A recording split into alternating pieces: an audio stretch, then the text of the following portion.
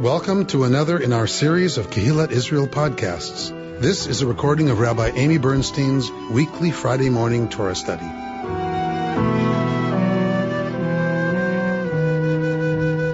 We started the book of Exodus together. So we finished the Joseph novella, which is at the end of the book of Genesis.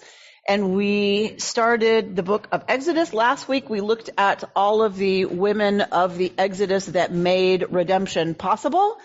And of course that starts with incredibly brave acts and acts of loving kindness, acts of chemla, of a kind of compassion.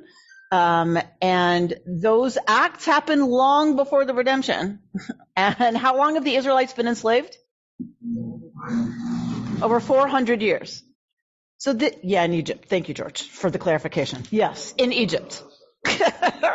So, over 400 years. So we have over 400 years of slavery. Then we have all these actions that take place long before, right, the actual story of the plagues and of Yetziat Mitzrayim, of the leaving of Egypt. So what it reminds me of all the time, and I need to be reminded all the time, is that there are things happening that are going to have consequences way down the line that we can't possibly imagine from where we're sitting. And I think it's a really important thing for us to take with us from the Parsha. You know, I usually wait till the end to do that, but I want to point it out at the beginning, that our story is about the things that have to happen long before big change will be evident, but that big change could not happen, right, without Yocheved hiding that baby for 3 months, then putting him in the Nile, not to drown him as was ordered, but to save him. With Bat Paro, when she sees him and has chemla on this baby and decides, even though it is other, to take it as her own. Miriam to speak to the princess, right? A slave girl to suggest to the princess, shall I fetch you a wet nurse? So meaning, since you're keeping him, evidently, right? So to suggest that, all of the many things, the midwives who refused to kill baby boys, all of these acts are ones that had to happen in order for Moshe to be in position to lead the people and to lead them out. So it's just a reminder for us that it takes a long time and way longer than we like. And as we were talking at Hartman, as you know, I just came back from Hartman in Jerusalem. What they talk about there a lot is if you're about something really important, then you probably won't see the fruits of it in your lifetime. If you're really part of a big project, a really big project, you may not see the fruits of that labor in your lifetime. And it's just something I feel right now a lot of us could use a reminder about. Yeah? Right, Senator? Yeah, just saying. All right, let's look at our text for today. We are going to look at the beginning of Parshat Vaera. So we're going to look at chapter 6 of the book of Exodus. Verse 2, Vaydaber Elohim el Moshe vayomer elav, Ani Adonai. So God speaks to Moshe and says, just in case you have forgotten, you are dealing with Yud Hey Vav Hey, right? So Moshe was commissioned by Yud Hey Vav Hey, and if you'll recall, at Moshe's commissioning, God says, your ancestors, Avraham, Yitzchak, and Yaakov, knew me as El Shaddai. They did not know me the way you will know me. You will know me as Yud Hey Vav Hey. So El Shaddai is the relationship between God and the patriarchs and the matriarchs. So the relationship between the patriarchs, says this author, says this text. The person writing, the source writing this story says that there was a different relationship between the patriarchs and matriarchs and God and Moshe and God. There is a new understanding of the divine that is Yud Hey Vav Hey, whereas the patriarchs and matriarchs, we're told by this author, knew God as El Shaddai. All right. So Vaera El Abraham. So I appeared to Abraham, Yitzchak, and Yaakov as El Shaddai, Ushmi Adonai. So this is the disjunctive vav, not the conjunctive vav. So they knew me as, I appeared to them as El Shaddai, but Shmi Yud He Vav He. But my name is Yud He Vav He. Lo nodati lahem. I did not make that known to them. I also established my covenant with them to give them the land of Canaan, the land in which they lived as what? Gerim. Right? Sojourners. Right? Strangers. I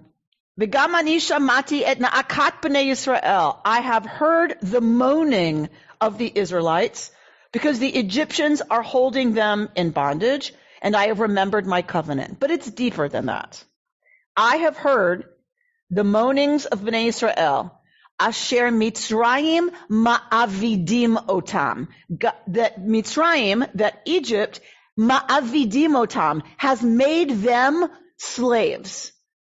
But it's not just that the Egyptians are deciding what to do to them. Our commentators want to suggest this is deeper than that. Mitzrayim has made slaves out of them. What's the difference? Didn't I just say the same thing? It's a psychological thing too. Nice, Ben. Yes. The Mefarshim want to say it's more, the Hebrew is more flexible, like in terms of, remember how we had the Hebrew midwives? Does that mean they were Hebrew, or they were the midwives to the Hebrews? And so you're calling the Southern California midwives. It doesn't mean they're necessarily from Southern California. They serve Southern California. So same here with this Hebrew. The Egyptians made of them slaves. Does that mean they made them behave like slaves?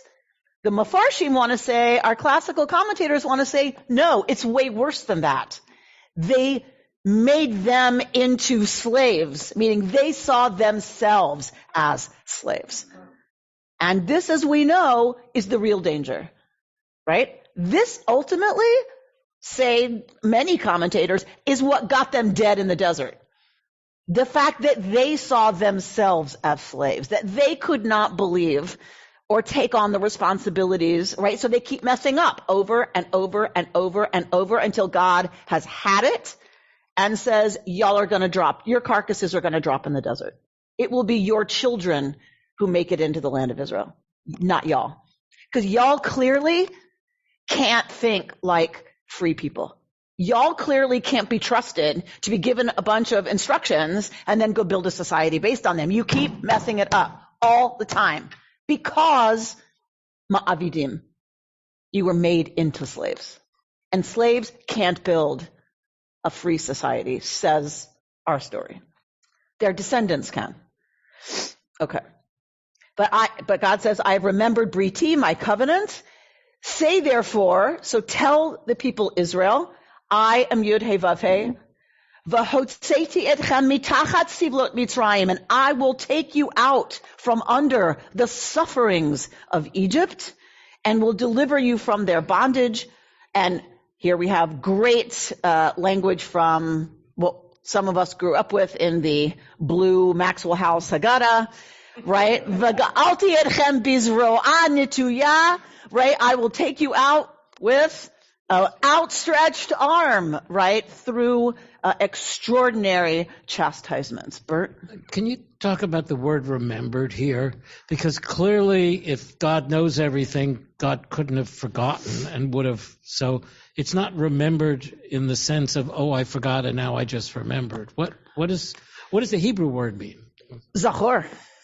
The Hebrew is Zachor. Yeah, the Hebrew is remember. And so this is one of the many places we see that the Hebrew word Zachor is not passive, right? Like, it's not like you said, oh, I just remembered, like that happened to God.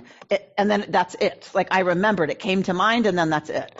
In Hebrew, both classically and in modern Hebrew, Zachor is about action, right? It's about doing something as a result of paying attention to, in this case, a promise, right? A brit, a covenant.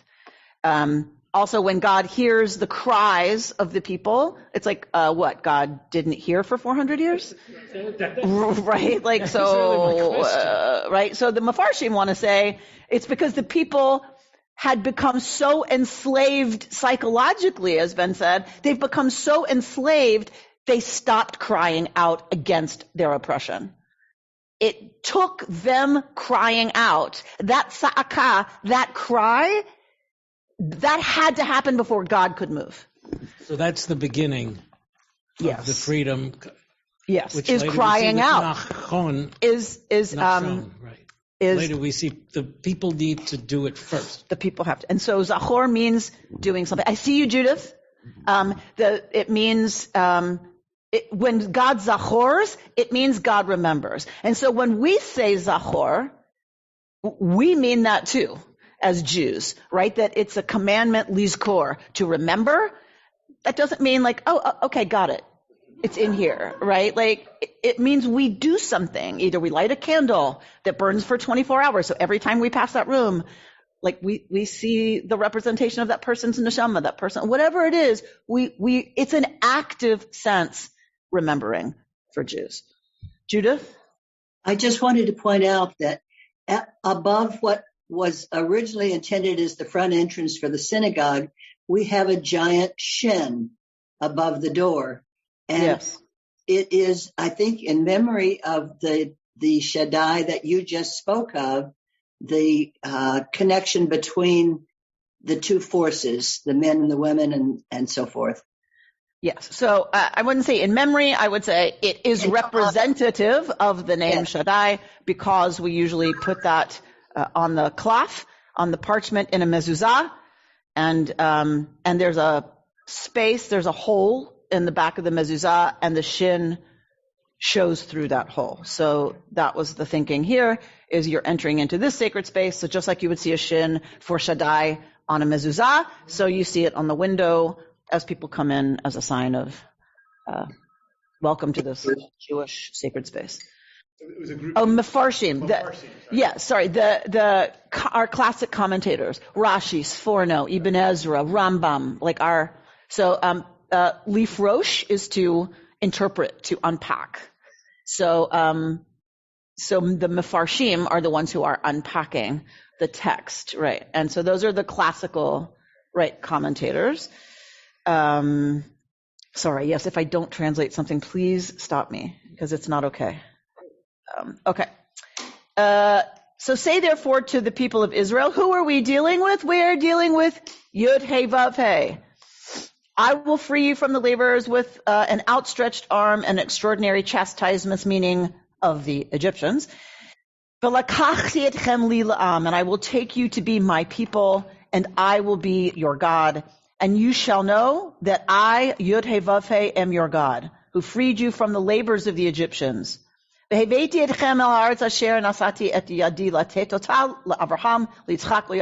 bring you to the land that I swore to give to Abraham, Yitzchak, and Yaakov, and I will give it to you, morasha, as an inheritance. Ani Adonai, I am Yud He Vav He. But because this is a Jewish text, after this beautiful promise by God to Moshe, what is the very next letter that we get in verse 9? The disjunctive of but, because it's a Jewish story. But Moshe, right, when he told this to Bnei Israel, lo shama'u, they didn't listen. Or you could translate it, they didn't hear. Right? Why not? Why couldn't they listen to Moshe and hear his words? Mikotzer ruach. From katsar is short. Ruach. What is ruach? Wind. So in this case, what is that? It's not wind out there. Breath. Kotzer ruach, from a shortness of breath. U me avodah kasha. And from harsh labor. Okay. Just accepting it as it was, and all of a sudden now they're reacting to it, being hostages. Or the opposite.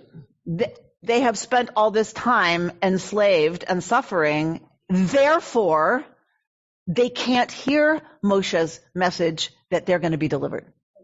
Well, that's a different way of looking at it. They can't hear way I did. George is going to take the microphone. No, they couldn't accept it because if there were a God, they wouldn't have been slaves in the first place. Oh, George. Oh, ow. Wow. Okay. Wow. George is like going there today. Like, okay. So George is suggesting, or the reason they can't listen to a message from Yud-Heh Vav-Heh is because they're like, well, if there was a God that was strong enough to take us out, where the heck has he been? There can't be such a being because we wouldn't be suffering for 400 years if there were a being capable of taking us out. Okay. So, but we have to remember the theology of the people who are writing this story. George. Oh, yeah. Uh-huh. So what is the theology of the people writing this story? Yeah, right? Right? Harder to put yourself there, isn't it? Yeah, but this also, because I've always been concerned about God hardening the heart of Pharaoh. Yes, you have been very concerned about that over the years. Yes, I have. But I thought it was just to show his power to the Egyptians, but it's also to convince now, I think, the Israelites that God has power. So Look at you interpreting Torah through the lens of George Wilcon. Love that.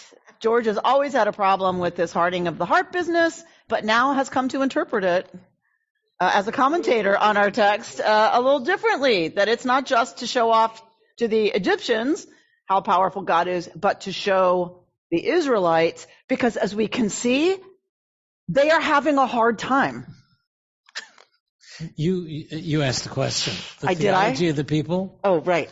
And an answer that back then they believed that God intervened in human affairs, talked to people, and controlled what was going on in the world. So this is very natural, the story, based on their theology. So yes? how? George is going to say they don't believe Moshe because how could they be enslaved for 400 years if there was a God that could take them out? Right, but how does your theology answer that? Right, I don't know. All right, Jody, you want to try? Oh, Kayla, Jody, then Kayla. Thank you. You have to cry out. That's the running theme here, like Hagar or Hagar, right? Hagar. Excuse me. When she cried out, she all of a sudden saw a water was placed before her. So you have to cry out. That's the deal, the running theme. Okay, so you're saying that they might have understood it to be that God didn't act because they hadn't done something yet? Okay. Kayla? Huh? That they thought they had to do something that they hadn't done? But Bert. I don't know if it's so much that they thought they had to, but like for this whole partnership thing, like on God's end, like he, like you said, Jody, he responds from the cry. Like it's like he kind of takes action from crying out. Like he's like he cannot do anything now that the people are crying out. So maybe that's why. But if they don't have that knowledge, then I don't know.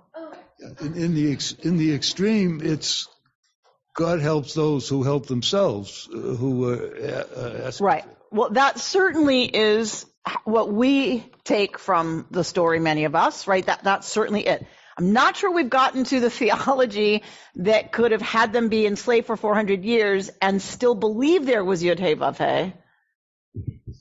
Okay, so the writers of this story, and we all have been told it's just writers, they, I think, want to instill some type of guilt. Well, you didn't cry out, so you don't get any help. I don't know. That seems to be the running theme. Like, you have to do something first to get that help. All right, let me ask you, if the ancestors knew God as El Shaddai, who knew God as Yud-Heh Vav-Heh in terms of these people? Nobody. Moses. Well, Moses did after not God the people. Yeah. So we're retrojecting onto them an inability to have faith in Yud Hey Vav Hey's ability to take them out when we don't know that they know anything about Yud Hey Vav Hey. They've been in Egypt for 4,000 years. Who do they think the most powerful God in the world is? Pharaoh. Ra. Right? They don't have a reference point for Yud Hey Vav Hey. They don't know from Yud Hey Vav Hey, very likely. The rabbis don't want to see it that way, God forbid. The Mefarshim say, of course, they worshipped Adonai in Egypt, of course, right? They're descendants of Abraham, of course. But really, like, what do they know from this Yahweh business? So is this the beginning of the evolution of the concept of God? So is that what's being said here? So I think God is evolving, or at least definitely the authors are evolving the concept of God here. Definitely. There's no reason otherwise to say they knew me as El Shaddai, you know me as Yud Hey Vav Hey. The authors, I think, are saying there is a new relationship in place. I have now revealed myself to you, Moshe, and will to this people in a way that I haven't maybe had to before. But it is definitely an evolution, right? And if you want to look at, the book Freud, Moses and Monotheism, there was a scientist guy named Freud. And like, there's that whole idea that it's Moshe, that it's the experience, right, that Moshe has in Egypt that starts to develop into the idea of monotheism. And we know on Akhenaten, we know that whole revolution against the priestly system of multiple deities in Egypt, right? It was quickly squashed because it threatened the priesthood of Ra and Isis, right? And Horus, and right? So you were going to put all of them out of work? I don't think so. Right? So that was quickly squashed. But there was a movement towards monotheism in Egypt. All right. Yes. So, I mean, what you're saying then is that what really defined this new relationship with God was a definition of yourself and as not a slave, as a rebellion, as the whole story of Exodus is really what defined the Jews as a people. And before that, what did they have? They had just a God who pushed them around and told them what to do. I mean, what is the difference between El Shaddai relationship and this new Yud Hey Vav Hey? Right. It's a very good question. Probably, technically, it is a different biblical source. Probably, we're talking about the evolution of the idea through a different source than J.E. P, the priestly source, has a very different understanding of God than J.E. So that is probably what we're looking at. So the Yahwist source and the Elohist source, our earliest sources, have a very different understanding than P, than the priestly authors. So that's probably some of what we're dealing with. Yes. This kind of is winding backwards a little bit, but in AA, for example, nobody can get help until they hit rock bottom. So you also have to this doesn't address the two different relationships with the two different types of monotheistic God, but it's possible that until a people is hit rock bottom, they're not receptive to whatever the next thing would be. Yes. That's all. Yes. That goes back to the tza'akah, to that cry. Like, it has to get to a certain point before they're ready to, do something. Yes, it has to get so bad. And there's one commentator that said there's 50 levels, and they were at level 49. And had they gone any lower, they would not have been redeemable. A very interesting, pretty sophisticated rabbinic commentary that's very early in Jewish mysticism. So had they gotten to level 50, they couldn't have gone out.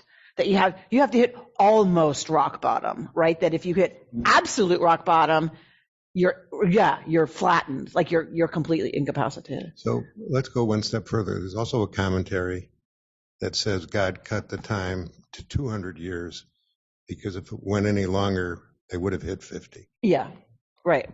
Very similar interpretation. I was going to say, why is it fair to presume that they had to hit rock bottom rather than they finally had someone who inspired a seed of hope, which could have happened at any time? A leader that made them wake up and start thinking. Because if you're a slave, you don't think.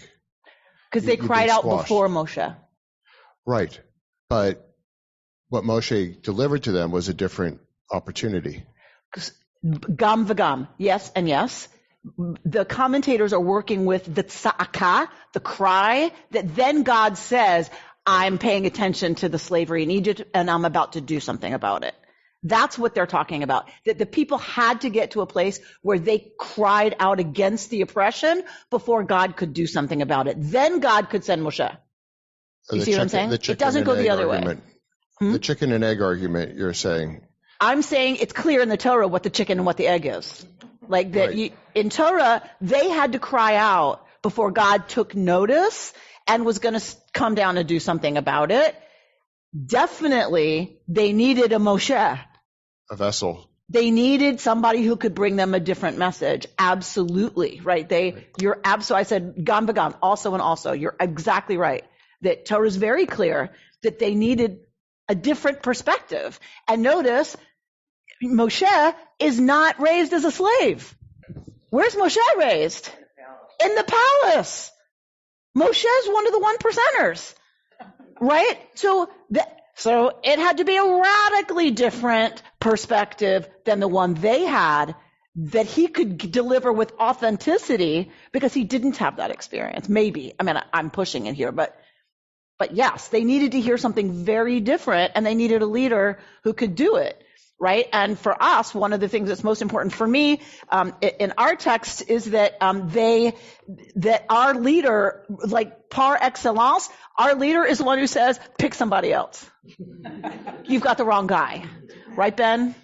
Right? Good leadership, real political good leadership is about, I don't want the job.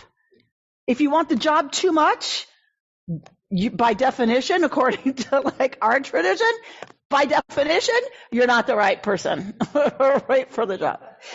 Yes.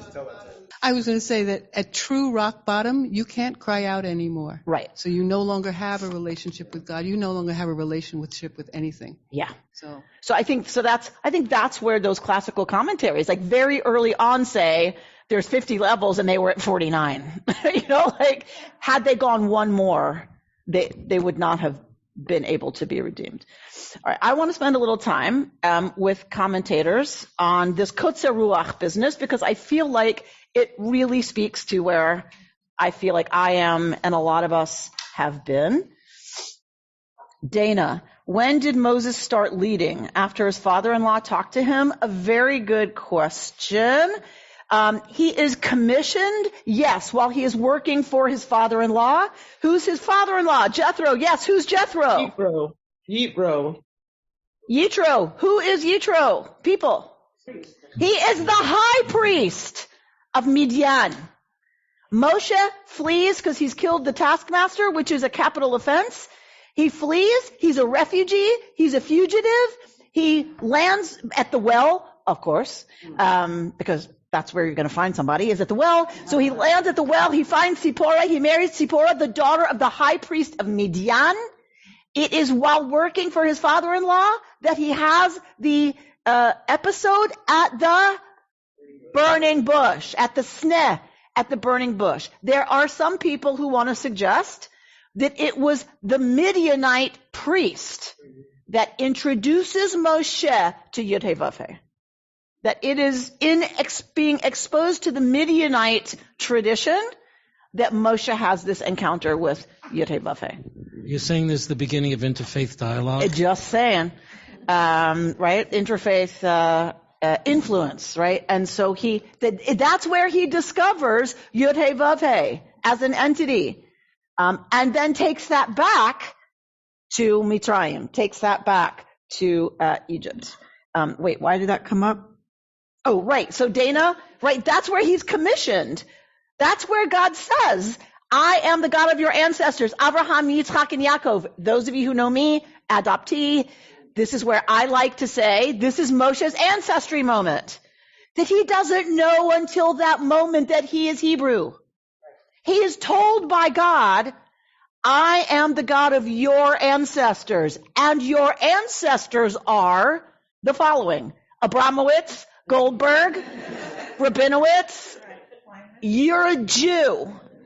We don't know that that he knows that before then at all. He's been raised in the palace as the son of the princess, right? So it wouldn't have been smart of her to tell a kid, by the way, I went against my father's orders by saving you. Like, that would have been stupid, right? For the kid to go, oh, Pharaoh, by the way, like, I didn't realize I was Hebrew and that your daughter took me out of the water and saved me when the orders were, right? So everything points to the fact that Moshe would not have known that he was Hebrew.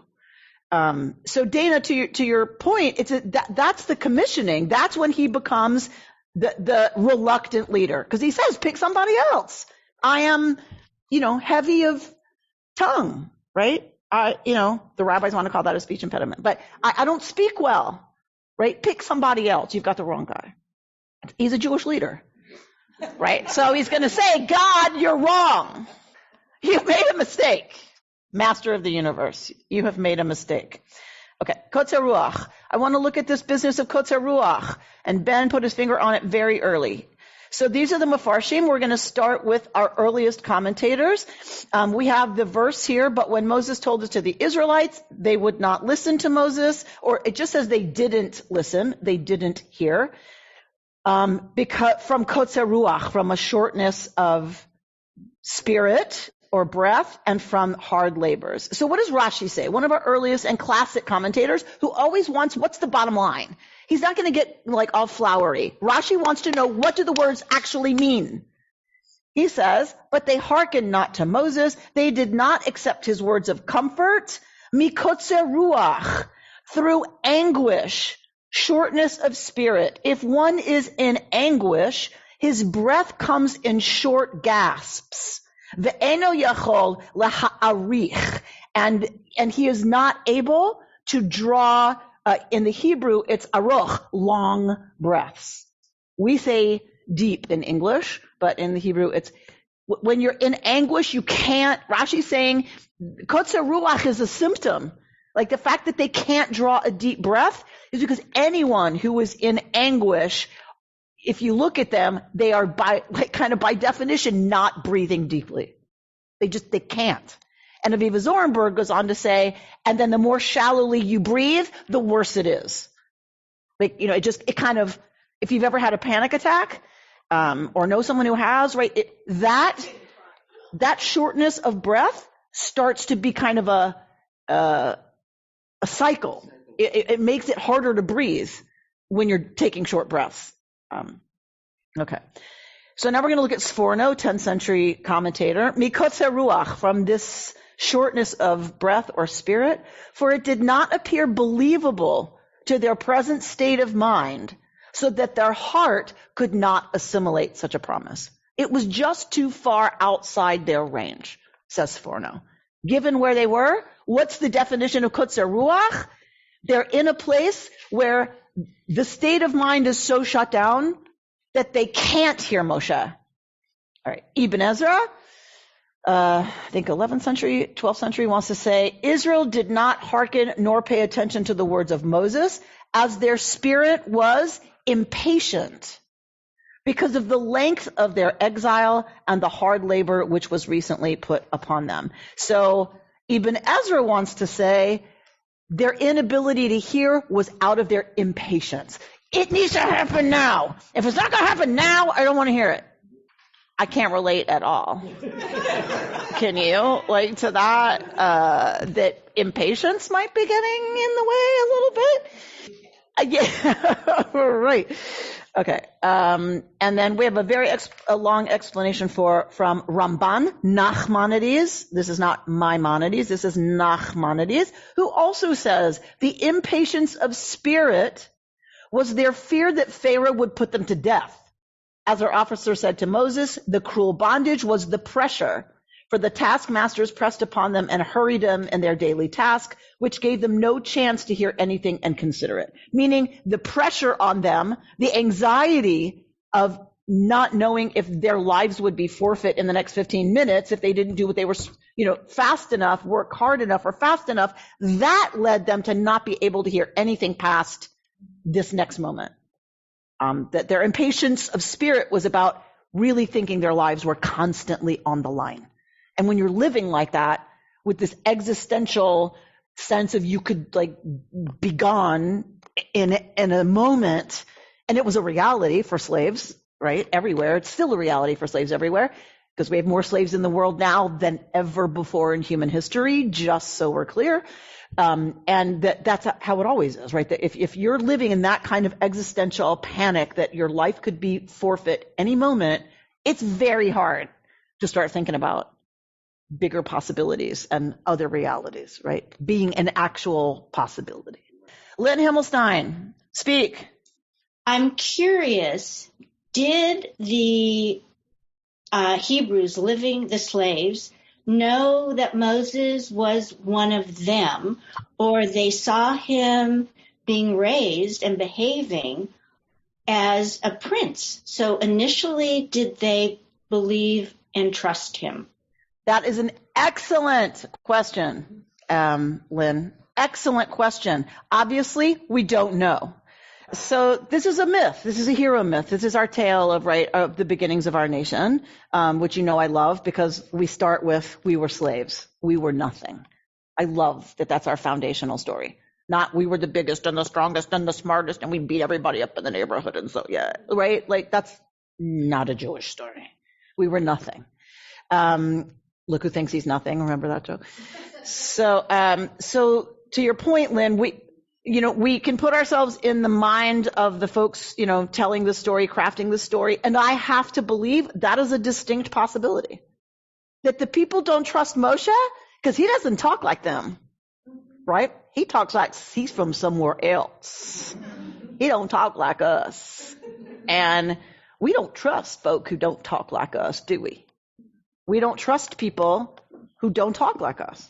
He's What got language is he talking to the Israelites? Hebrew? Well, presumably he's talking in their language, right? Which presumably, is Hebrew, but again, we don't know. They all speak Egyptian fluently, I would imagine. But Lynn, were you saying something?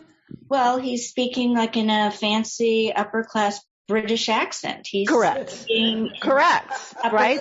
And we don't trust people right away necessarily who sound a lot more like the oppressors than like us. They also could think he's a plant. Like this is a trick, and what happens? The first time Moshe says something, what happens? Do you remember what happens? Pharaoh takes away their straw and says you have to make just as many bricks, and they have to hold together, just like they did before, but now you don't get straw. So this Moshe guy, doesn't turn out to be right away such good news for them. Possibly he's a plant, right? They're trying to trick us. Okay. So let's look at Rabbi Aaron Leib Smokler, who brings us always the Sfat Emet. The Sfat Emet, Rabbi Yehuda Leib of Ger, the Gerer Rebbe, 18th century, says, but Moses appealed to God, saying, the Israelites would not listen to me. How then should Pharaoh hear me, a man of impeded speech? We've already explained that because the Israelites couldn't hear, therefore Moses was impeded of speech. What did the Sfat Emet just do? The Sfat Emet just flipped everything. Moshe doesn't have a speech problem. Moshe has a speech problem because the people won't listen. How great an orator can your leader be when the people refuse to listen? Moses is to bring a message of salvation to a downtrodden people, promising them that God will finally deliver them. After hundreds of years of slavery, generations of oppression and trauma, redemption is nigh, but the people could not hear it. It seems that the Israelites were too deeply mired in their pain of the moment to take in future-oriented promises. They could not fathom a reality other than the one that they and their grandparents and their great-grandparents inhabited. And so they blocked out even mention of an alternative. They simply could not metabolize what seemed so flagrantly false. Now we're getting the words of the Sfat Emet again. Speech was in exile, so long as people were not prepared to listen to the word of God. Because listening requires total openness. As it is written, and here the Sfat Emet quotes the Psalms, because remember the game is that if you want to prove your point, you take from another verse of Torah. Ein mukdam u'me'achar b'Torah. There is no early or late in Torah. All of it is circular, like think of a wind tunnel or a tornado. The words of God are always swirling. It is revelation. It is truth. So as it comes around, you grab that verse and attach it to your point. His point is you have to be open to hear. And so he looks at Psalms 47:11. Hear, lass, and note, incline your ear, forget your people and your father's house. We would have to go and spend a lot of time to figure out exactly why he pulls that verse. This is the essence of exile, of galut, even now. Remember, we Jews are living in exile when he's writing. There is no state of Israel, right? We are still in galut. We are still in exile, just like we were in Egypt. To not be able to open oneself and forget the vanities of the world so that the heart might be open to hear the word of God without foreign thought. In contrast to the plain meaning of the text, which indicates that people would not listen to Moses because he could not speak, the Sfat Emet suggests that Moses could not speak because the people could not hear. That is, he could not communicate with the people so very shut down and unavailable to his messaging. With no a priori buy-in, no openness to taking in new things, Moses, the harbinger of hope, was effectively silenced. Exile is not a place. It is a condition of being in which we are closed down, shut off, unable to receive, unable to, activate our faculties of imagination. It is a state of being stuck, folded into ourselves, unable to open to the presence of another. To exit exile, then, we must render ourselves vulnerable, capacious, receptive. Redemption and revelation demand radical openness and inner quieting so that we might hear the sounds of the others who call to us. Such an emptying, the Sfat Emet assures us, will return us to deep breath and to our expansive souls. Breath, neshima, soul, neshama. In humbly listening for the whispers of revelation, we simultaneously attune ourselves to intimations of the divine. Elena Allen, please read for us Rabbi Yael Shai, number 7. And she's talking about Kotzer Ruach. In my experience, this is an apt description of despair. Despair is different from sadness, fear, or even suffering. One can experience any of those difficult emotions or states of being and still have space in the mind and heart for the possibility of the unknown future, of things changing. In despair, one believes that there is no one answer you need there's only one answer you need, and it is no. Nothing will change. There is no hope and no possibility. Despair, even though it is desolate and hopeless and filled with pain, is actually an alluring resting place when you are suffering. There are no unknowns. There is no possibility of disappointment, and none of the hard work required to keep the aperture of the heart open to the possibility of transformation. Despair offers a false sense of protection against future pain by closing us down in advance, locking all the doors and wallowing in our suffering. How do we emerge? How do we emerge out of this place of extreme narrowness? One clue comes from Rambam. He argues that Kotzer Ruach indicates the Israelites' impatience of spirit as a person whose soul is grieving on account of his misery and does not want to live another moment in his suffering, even though he knows that he will be relieved later. If impatience leads to despair, practicing patience and trust is our path out of it. In the Torah, God backs off of the Israelites. God does not demand anything of them at that moment. They can't hear the declaration of commitment and love that God is promising. So God starts the process of offering signs and signals that slowly peel away the layers of doubt and closed offness on the part of the Israelites. George, your insight. That's your insight right there. George, trust slowly emerges on the place of doubt, melting the despair and hopelessness. Watch, God seems to be saying, I'm going to take care of you. You will be delivered. You will get out of this. All you have to do is be patient and trust. There will be more asked of the Israelites very soon. The Israelites will be told to pack up everything they have and leave everything they know for an unknown future on the other side of the sea. But for now, in the slow movement from slavery to freedom, the Israelites are just asked to show up, to witness God's love for them, and to slowly open up to the possibility of change.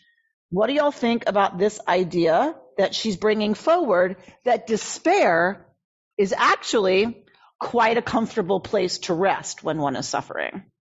Yeah, I agree with what she said, especially about the piece about it being false protection. And you kind of can't have any more disappointment. Like, it's just, this is it. And I know this, so I can stay here. It sucks, but like, I'm here and I know it. And as I was listening to you read, what came to mind is that it requires of the people to be vulnerable in addition to trusting, because to let someone in, to let this God in and trust that there's like something on the other end. So yeah, I think it's very relatable, like despair for sure. Mark? One of the things that I've been thinking as all of this discussion has gone on is that this whole story, I think, is clearly understandable, to me at least, as a symbolic representation of the development of a belief that rescues people who are in darkness and ignorance, and as people believe, then they can become open to the God that they believe in, and of course, as far as the notion of despair being a place of some comfort, it certainly is, as is slavery a place of some comfort.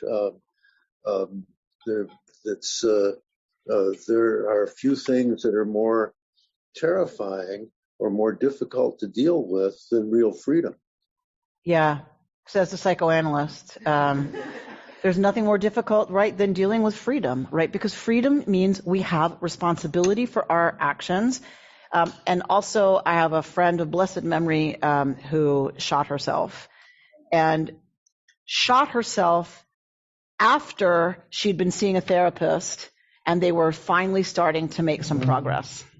And when those of us traumatized in the wake of that were trying to process it, we learned that this is very common, that it's right just as someone is starting to come out of despair, that you have the energy to kill yourself and the agency, and you're finally ready to act different than what is.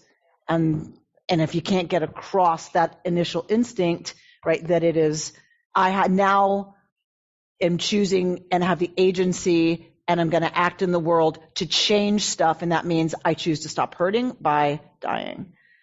We talk of freedom as just good, right? Right? We are a country that's all about freedom, right? That is our whole ethos. Freedom is really terrifying if we take it seriously. If we really think we're free, that is a terrifying responsibility.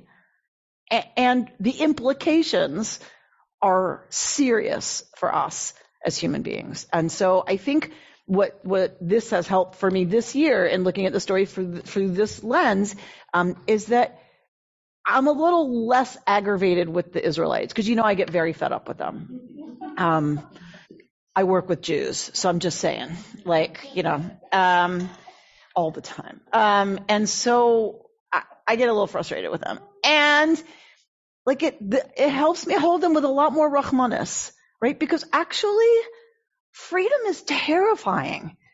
And all that it means, all that it implies, the ways it's like, wait, if I actually hope, all the ways I leave myself open to crushing disappointment, I don't know that we take that seriously enough, even in our own times. When we talk about democracy, all we do is celebrate democracy. It's so good. It's so good. It's so good. Everyone should have it.